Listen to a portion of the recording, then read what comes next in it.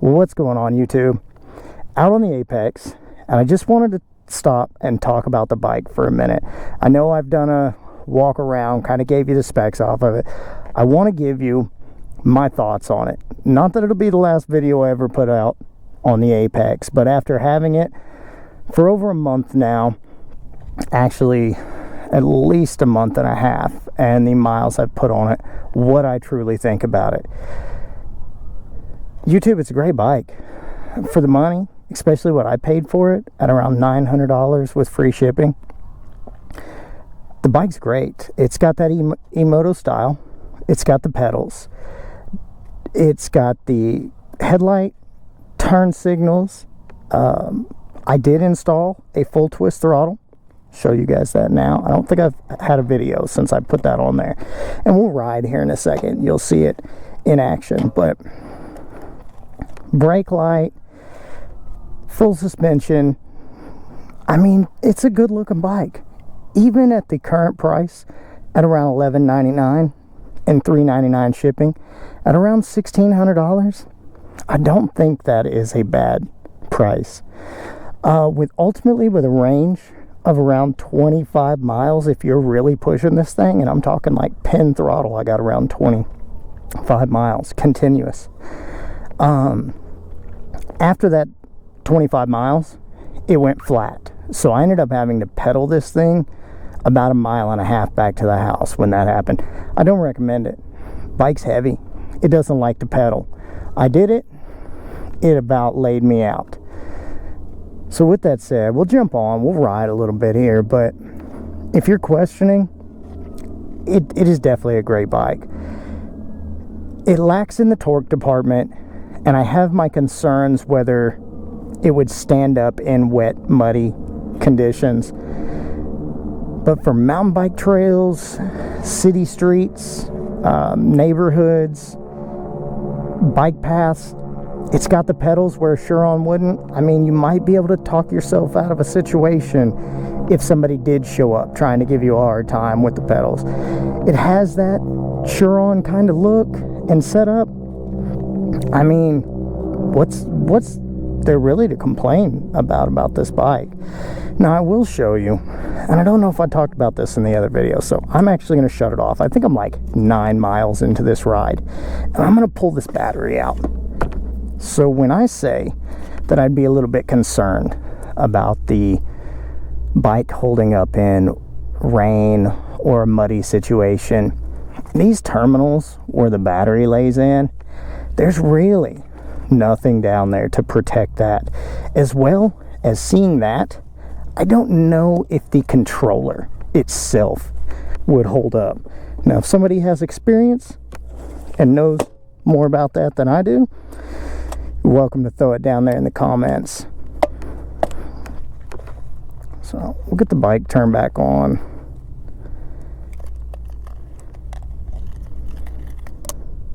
Does have the NFC keys. Not sure whether I'm a fan or not. So when I talk about the torque, so if I'm comparing this to my Raw Mantis X, I don't even have to be stopped. On my Raw Mantis X, I can be rolling and I can grab the throttle at 7-8 miles an hour and the front tire will come straight up. This bike, that's pin throttle.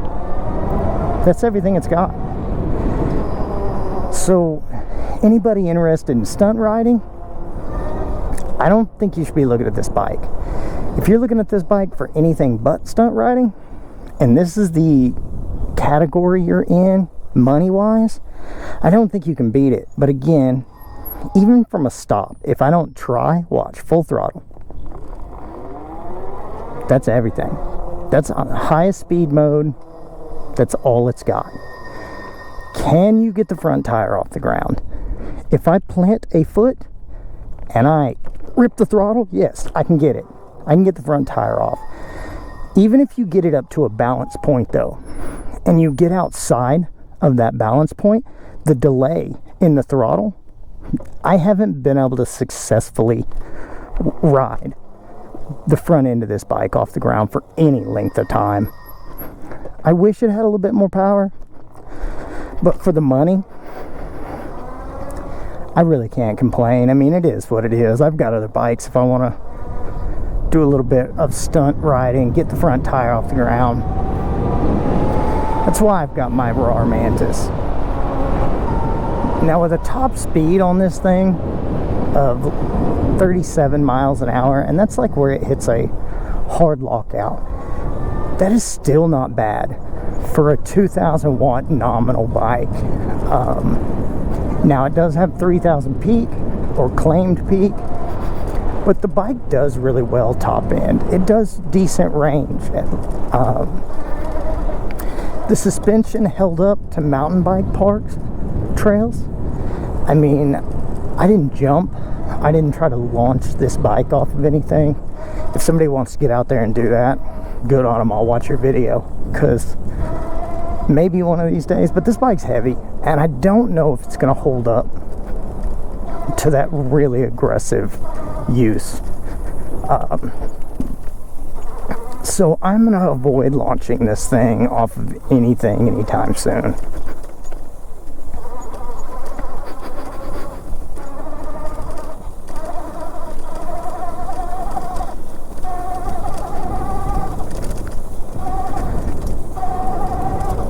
So with that said, I've got 104 miles and then plus about 12 miles on this bike. I had originally reset the odometer before my first video about this bike. I had rode it once just to kind of get a feel for it, put about 12 miles on it, took it to the house, got in the controller, reset the odometer. So we're around 116 miles on this bike, and yes, there are people out there that probably would have rode this thing a lot more than I have.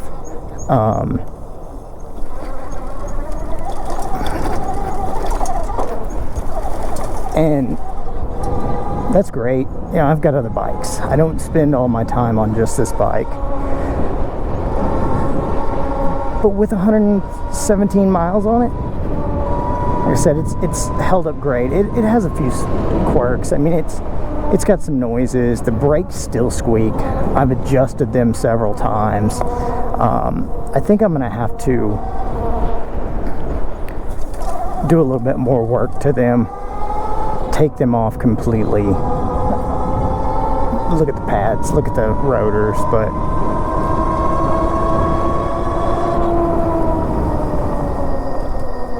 so you've seen it in other videos, but we'll go ahead and twist throttle, full throttle. And it does take it a minute to get up to full speed.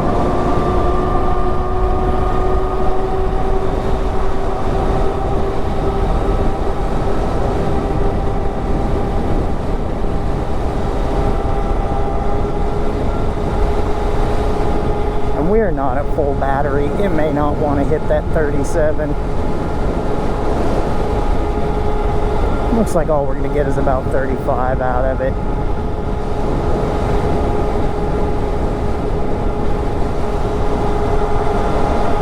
That's alright. You guys have seen it go full speed. You've seen, if you've watched the other videos, you've seen me run it. You know that what it's capable of, where it stops.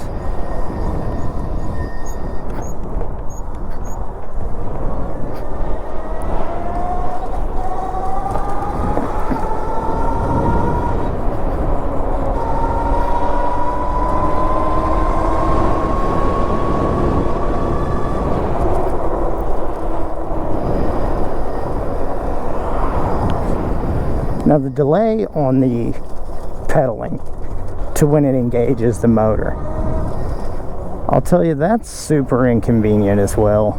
I get that it's got a cadence sensor and not a torque sensor, but when I was out riding mountain bike trails on this, if you watch those videos, I was intentionally trying to pedal,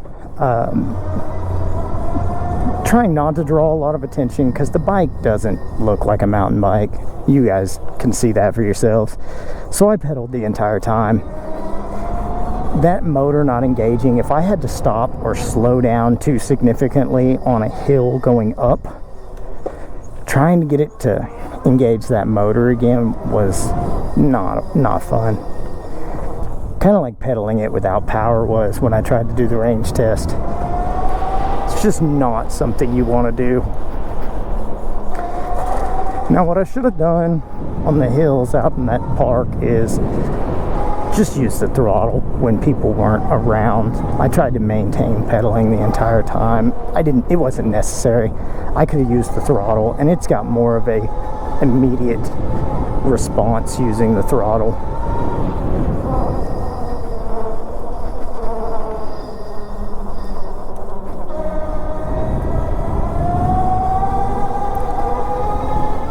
But with that said, I mean, I've probably talked about this bike too much at this point. It's a good bike, especially if you get it at a good price. I mean, I would, if you're looking for something, like I said earlier, this is in your price range, or you find it below current price like I did, it's a great bike, and I'd highly recommend it. Now if you got more money, there's things like the Frigo. I don't have any experience with brake squeaking. I don't have any experience with the 2TO ICT, but I would bet that's probably a great bike. It's got more power than this.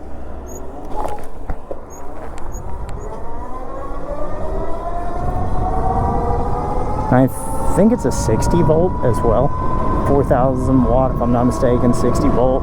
It's around the same price. I don't like the style from what I've seen of it as much as I like the Arkveld, but the power and the voltage is definitely a big sell point. I will definitely look at getting a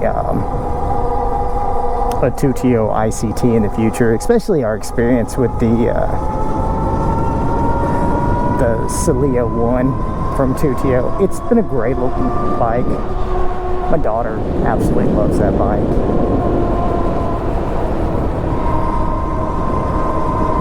Now with that said, like I said, this won't be my last video on this bike.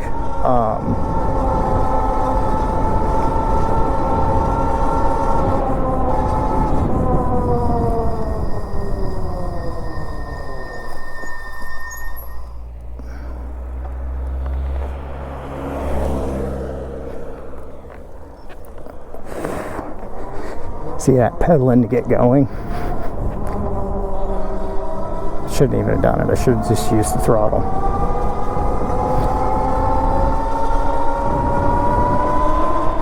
But I am working on, so I bought a Walmart mountain bike, an Ozark Trail, full suspension mountain bike.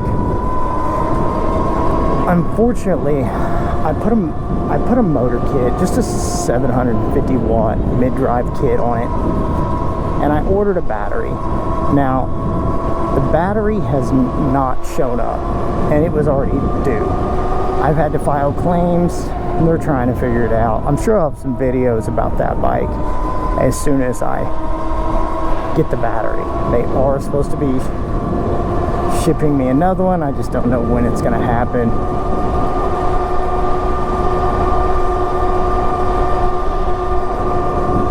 That's just going to be a 750 watt mid-drive. It's the Tongshin 750 watt and a 48 volt 20 amp hour battery.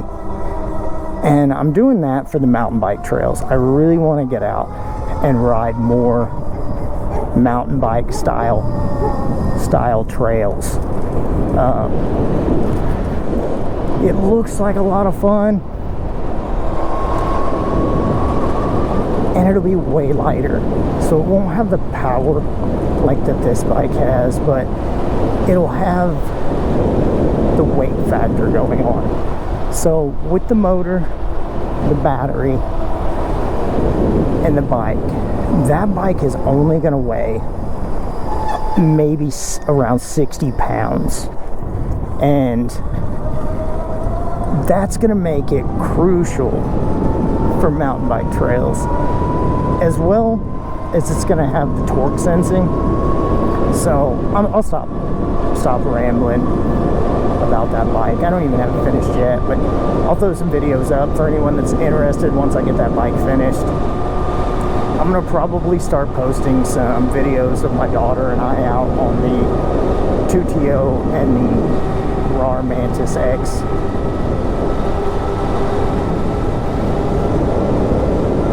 But I wanted to throw just some final thoughts on this bike out there. So I'm going to probably end the video. If you all watch the video, I definitely appreciate it. Let me know what you think. Let me know if you've ordered the Apex One. I know a few people have told me they've got them on the way. Great to hear. I hope you enjoy it as much as I have. YouTube, we appreciate you. Appreciate anybody supporting the videos. You all have a nice evening.